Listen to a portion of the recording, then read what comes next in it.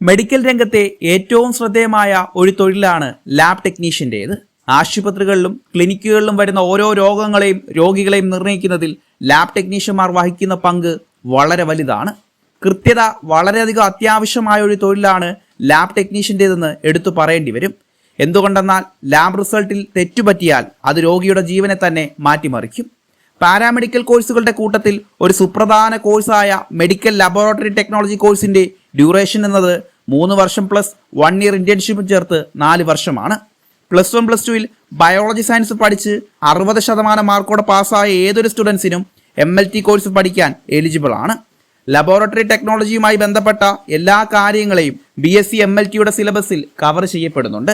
വിദേശ രാജ്യങ്ങളിൽ ജോലി നോക്കാൻ താല്പര്യമുള്ളവരാണ് നിങ്ങളെങ്കിൽ DMIT എന്ന 2 വർഷത്തെ ഡിപ്ലോമ കോഴ്സിനേക്കാൾ BSc MIT എന്ന 3 വർഷത്തെ കോഴ്സ് എടുത്ത് പഠിക്കുന്നത് വളരെ യൂസ്ഫുൾ ആണ്. MLT പഠനത്തിന് ശേഷമുള്ള ജോലി സാധ്യതകൾ നോക്കിയാൽ BSc നഴ്സിങ്ങിനെ പോലെ തന്നെ വളരെയധികം സാധ്യതകളുള്ള ഒരു മേഖലയാണ് ലാബ് ടെക്നോളജി എന്ന് എടുത്തു പറയേണ്ടി വരും. രോഗങ്ങളും രോഗികളും ആശുപത്രികളും ഉള്ള കാലം വരെയും നിലനിൽക്കുന്ന ജോലി സാധ്യതയുള്ള ഒരു മേഖലയാണ് MLT ഫീൽഡ് എന്ന് പറയാം.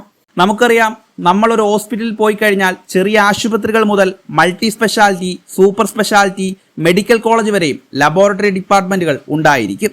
ഹോസ്പിറ്റലുകളല്ലാതെ പുറത്തും ഒരുപാട് പ്രൈവറ്റ് ലാബുകൾ വരുന്നതായും അവിടെ ഒരുപാട് ജോബ് വേക്കൻസികൾ ഉള്ളതായും നമുക്കറിയാം.